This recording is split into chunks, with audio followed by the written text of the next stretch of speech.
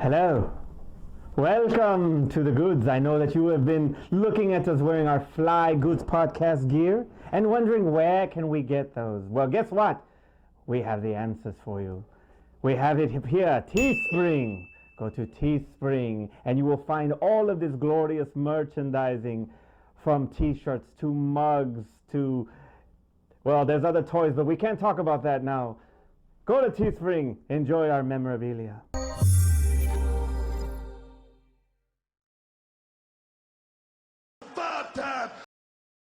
And we're back. All flash? No substance.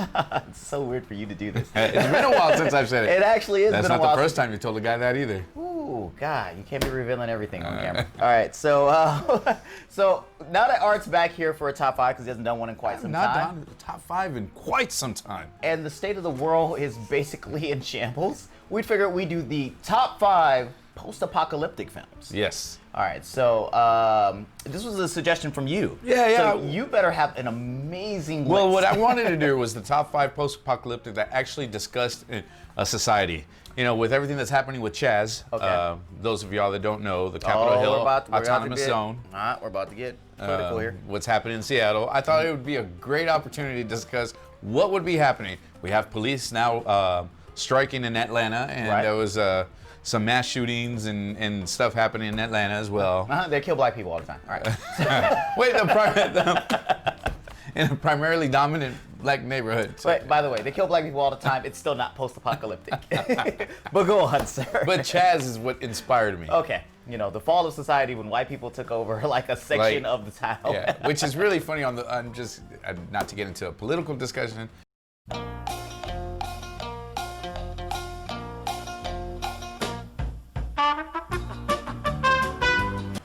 All right, so I hope you have a good top five, sir, after that political statement that you just made. I'll go first. So, number five. Number five. All right, so number five, and I know he said that one of our stipulations is that it actually has to be based around the actual fall of society. It can't be like it's mentioned in the future or, you know, it's kind of a side plot to the story. It actually has to be doing it. So with that being said, The Matrix. Wow. It is a major plot point to the story, sir. I will let that slide because they actually do talk about They show it in both sides. They show him in the computer world and they show the post-apocalyptic part of it. That's why I put it in the my jury list. says it shall pass. All right, so the simple way that they showed it is that, one, they talk about the fact that, hey, the peak of society is this computer-generated version of the world. And then when they show us what it is that they're really living in, where it's like, hey, they're living on the ground, everything's destroyed, they destroyed the sky, machines are running everything. I mean, it's basically as a post-apocalyptic as you can possibly get. But then it has you go back and forth with, would you rather live in this crappy world or would you rather live in the fantasy that they're giving you? All right, it's a great movie. We all seen The Matrix before. I don't really have to justify why it's on this list. Huh? Blue or the red? I'm taking a pill that leaves me in the Matrix, sir. Number four. All right, so number four, and this is gonna make you raise your eyebrow again. So I went with 10 Cloverfield Lane. The movie is about the fall of society at the very beginning, right? And they seek shelter in a bunker. Yeah. And then it's like, and they don't want to come out because they don't know what's out there. And it's like they are like hinting towards like it's just chaos. Yeah. And, you know, monsters are running around the planet. I do like and the fact that they inside. have the Cloverfield paradox and Cloverfield. We never talk about Cloverfield paradox. Don't ever mention that movie ever again. Well, I'm just saying they were all tied together. I like that idea that somehow And what's funny is that Cloverfield paradox is the one that they decided to tie to this, when originally A Quiet Place was the third movie that they were going to tie to Cloverfield, but they were so scared, or I'm sorry, the fourth film. They were so scared about the debacle that was Cloverfield paradox that they were like, don't do that, don't do that. Let's never talk about Cloverfield paradox. We never talk about Cloverfield paradox, but 10 Cloverfield Lane was a great sequel. It was good. It was a great sequel, a follow-up to Cloverfield. So that way we kind of get to know what it is like at street level, what's going on with everybody else in the world. We got to see a little bit in Cloverfield with them running away from the Cloverfield monster. Now we get to see what it's like where, hey, world's been destroyed, or at least that city has been destroyed by Cloverfield. whatever everybody else had to do. This movie is kind of like claustrophobic, and it leads you like, do we believe what's going on? Are we just one of those? Yeah, I didn't know whether I like. Was it John Goodman? Yeah, I love John Goodman. Do you cheer? Do you cheer for him, or is he the? At first, is I he was the like, protagonist or the antagonist? That dude is amazing. Oh my God, he is just kidnapping people. So, all right, but that was my number 4. Number 3. I went with Dredd, the Carl Urban Dredd. And the Carl Urban Dredd is based on a post-apocalyptic world. Yeah, Look, even the judicial system has fallen, that they have to assign like judge, jury, and executioner to the police. So the simple fact that like, everybody's kind of huddled into mega cities and that it's just lawlessness that's going on. I did like it more than Stallone's Dredd. I mean, I have a fond place in my heart for Stallone's Dredd. Wow. It's like that Dredd. Judge Dredd is number 2 on my list of Dredd movies. There's only 2, sir. Well, there's one that Ari Shankar did and so on, but we're not gonna talk about that. So, but Dredd is an amazing. Carl Urban did a great job as Dredd. The world that they kind of gave you and set up is like gritty and violent, and it was like, I'm one of those people that like, if apocalypse really happened, I'm checking out. I don't want to be in it. So to live in the world that Dredd set up, I was like, day one, just kill me. Just like, I can't go through The Walking Dead. I can't go through 28 Days. I can't do any of that crap. I want to be just done.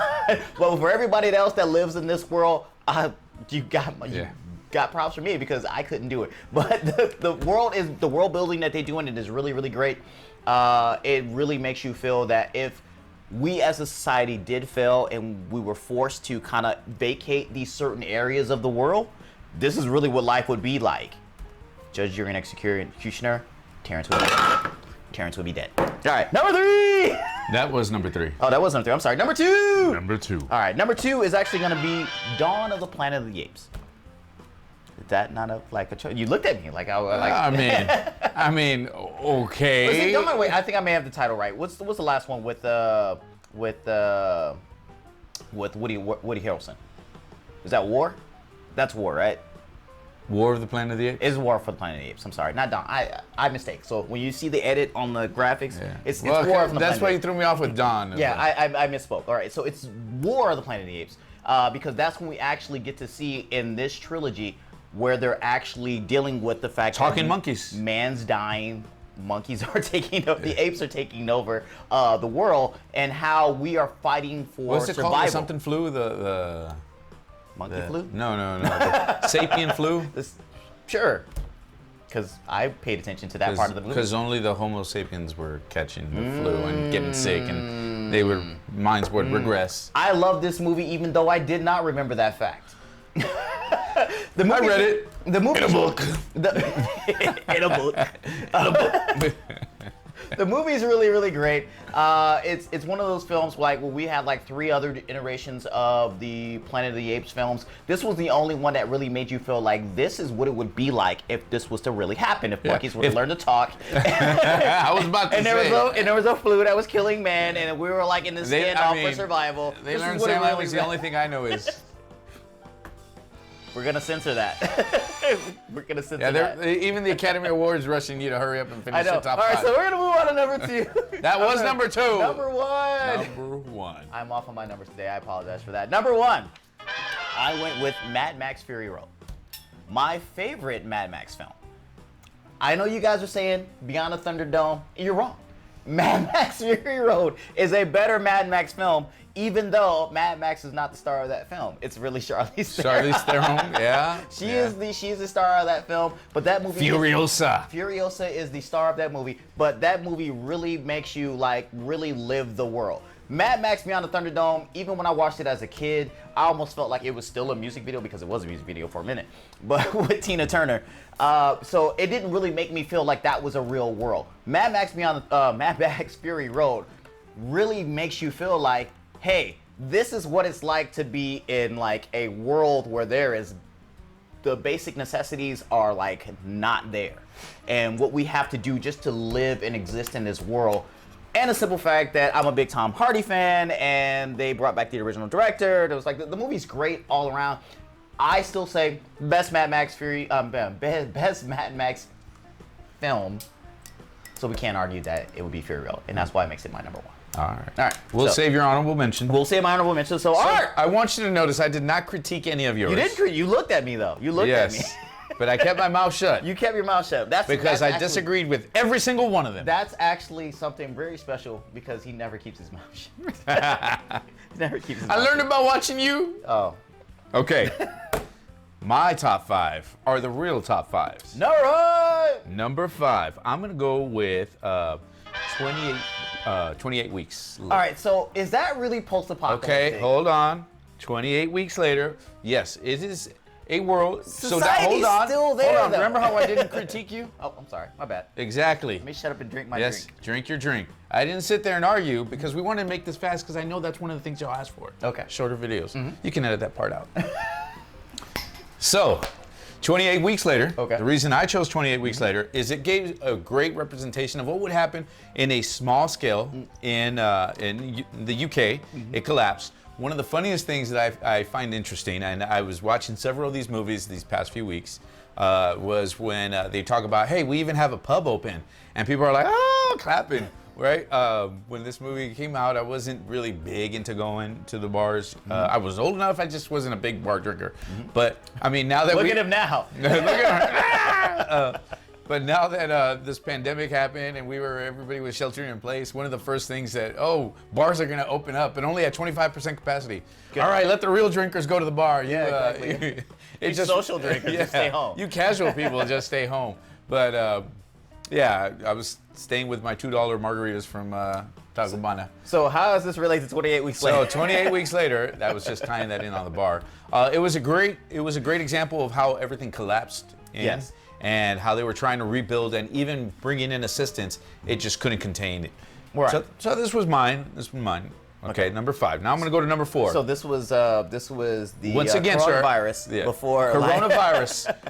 Well, that was the first wave of coronavirus, and 28 days later, and the second wave was in 28 weeks later. Yeah. See, you know got we're you. getting the second spike. Yeah, I got you. It's It's 28 weeks later, guys. 28 weeks later. It technically probably is 28 weeks later. It's 6 months. So everything started happening around We're March. almost there. We're almost there. Once almost we there. get to September, then we should really Be on the where- lookout for 28 weeks later in real life. All right. Number 4 was actually Book of Eli. I thought about putting that one Book on of my list. Eli was, for me, it was a great example of one of the first things that happens in society is the lack of literature and the lack of arts and culture. Right. That's one of the first things to go because it really is not a necessity. Nobody cares. No, truthfully, no. They're burning Picasso. Even though when you meet artists now, they always think like they're the most enlightened Right. and the ones prepared for everything. And that really, their art form doesn't actually become really respected until they die. So, That's true. Penny for a dot. What was that song? Penny for my thoughts, or they'll be worth more when I'm dead, or something. Yeah, there you go. So Book of Eli, it's a great capture of how arts and literature went. People weren't as literate. They were just looking for a book. They had no idea. They blamed the Bible on Right. it being it. And cannibals were around. It's just a great idea. I like the concept of what we went with it. Yes. How people really didn't know what or how it happened back then. They just remember the Flash. I'm wondering And- why that's never thought of as so we have a lot of Christian films that come out and stuff like that, a lot of religious films that come out, and it's that's never really thought about that when that movie is such a faith-based movie. Well, no, it's not a faith-based It's movie. a faith-based movie. Literally, that's the focal point of the whole movie is the Bible. No. The Bible doesn't make it a faith-based movie. There was nothing accurate in the biblical from it. So I didn't say that they were quoting the Bible. I'm just saying it's a faith-based Well, movie. it kind of, It's that will restore civilization is that we can read the Bible. Knowing what the Bible is about should be what a faith-based movie is about. Coming soon, our talk about the Bible. Number 3. Number 3, I'm gonna go with The Road. Okay, I also thought Viggo about that. Mortensen, I've only seen that movie one time, but It's it is a really very good long movie. It's to a get really good through. movie, but it didn't mean enough to It me. drew me in because I wanted to know more. I loved how they didn't really discuss exactly how it all started. Mm-hmm. I loved how they went. They jumped back and forth on the timeline. Right. And he would have flashbacks and just memories. But I also really did enjoy the part where they started. You didn't really know what was happening. Nobody knew exactly what was happening. Either this group didn't know. All this group was concerned about was food. This group was concerned about stealing their goods and whatever. There was a movie there was a book that I read when I was younger, years ago. I read it in a book. Lucifer's Hammer. All right, Lucifer's Hammer. Yeah, Lucifer. It's about We'll an talk about that later. asteroid hitting the Earth, and it really broke up how different societies developed, and not really societies, different communities developed. These were close to the borderline of coastline, so they became fishermen and blah, blah, blah. That book and this movie really captured the same thing where these people just lived over here, they just survived off of whatever they could, this group over here. Others were just planting traps for passerbys and hoping that they would be able to capture somebody. One of the coolest things that I liked about that film was where you would hear the trees, everything falling, and you thought, hey, just make it to the ocean, right? Make it to the coast, you'll have food, something there.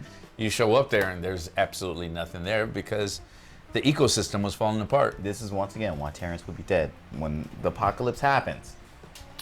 I already have in my mind what's going to happen as soon as the society falls, where I'm going to go. I'm not going to share it with you all unless you contribute to the Patreon, and then I'll let you know. I'll send you my private list. Help us build our bunker. Does that bring number 2? Number 2. Number 2! Snowpiercer. Ah, really? Yes, Snowpiercer. Really? I love. Really? Yes, I love the concept. I love the idea of how an entire society, an entire culture,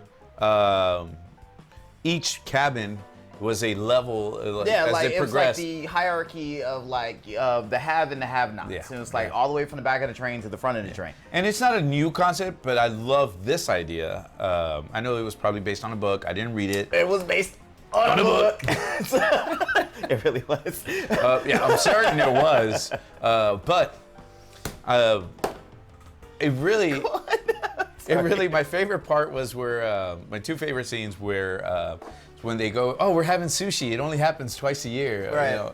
And because of the aquaponics, something I looked into because I really wanted to do. That's where you have basically the fish, and they're providing the nutrients and oxygenating the water and then there's plants on top. The plants then, therefore, it's just a whole system that recycles in I'm there. gonna run that now you know graphic right now. Yeah. It's pretty cool because it was like, oh, you know what? This could actually, they could actually sustain themselves. Theoretically, you know. How feasible would it be? Well, the train was falling apart and they needed kids' limbs to be able to reach in there and keep it going. And keeping it. So that, I felt with that movie, and the fact that you put it as a number 2 is really wow. I feel it's a one-time watch. I don't think it has the impact that it had the first time that you watched it, the second or maybe third. That's how time I that felt you about watched Fury it. Road. Shush. It was a great movie. It's a great loud, and the main person in the movie was not the main star. By the way, if you know me, that's how my life works. So, number 1! Yeah, people come for you, but they stay for me. Oh. Number 1, Number 1. The Postman.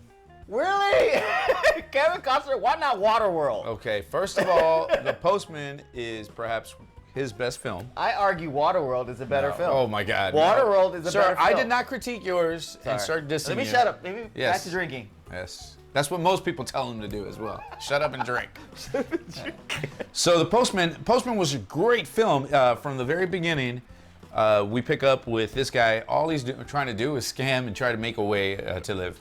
Right? And he thought, okay, let me find these old letters and let me just try to get a good shelter, maybe meet a woman, have a warm, comfortable night, and head on out, right before anybody discovers I'm a fraud. So that little impact that he had and his past coming back, the whole rallying afterwards, you essentially get two factions that are going to fight each other at the end of the film. And they were all based on a lie, and he had to now admit that this was a lie. But because it had gained so much momentum. But it was just an awesome, awesome scene, especially with, what's his name? The Kevin Costner? No. The singer that sings Mary Jane. Last Dance with Mary Jane. Oh, Tom Petty. Thank you. So Tom Petty, I was gonna say Richard Petty, but Richard Petty. Yeah, the driver. That's the driver. Yeah. Tom Petty. He probably carried Kevin Costner's character. He goes, hey man, you're famous. He was like, no man, you're famous, right? Yeah, I saw you in Waterworld. So Dances with Wolves. The Postman, I think, arguably is Kevin Costner's best film. Well, you lost all credibility when you said Fury Road is the best. You know what? Yeah, I know many things, and one of them is the fact that Fury Road is not that good. I would put Waterworld in Before Fury Road, I would as well. Before posting it. All right, what's your honorable mention? Honorable mention is Waterworld. Oh my God. Kevin Costner's greatest opus. Also too, I put the Book of Eli. I put A Quiet Place. I'm surprised neither one of us actually put that in the top 5. A Quiet Place is really good. It's one of them, like I said. I was looking for. It's the third Cloverfield film, unofficial. I was looking forward to A Quiet Place 2. Okay. But then that got pushed back. It ain't coming out yet. It went hush hush on when it's going to be released. I did add Snowpiercer. It went hush hush. Bad jokes. Snowpiercer I put on here because I felt like it had to be referenced. Zombieland. Yeah, Zombieland. Yeah, it's not in my top 5, but yeah. it's a good movie. It's a zombie movie more than an apocalyptic film. Yeah. That's the reason why I couldn't put it in my top 5.